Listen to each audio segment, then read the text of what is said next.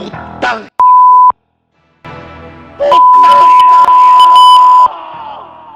Bakit galit na galit si Idol at ang lutong ng mura niya? Ang pelikulang ito ay tungkol sa isang pulis probinsya. Sino ba talagang demonyo ka? Ako si Pogi.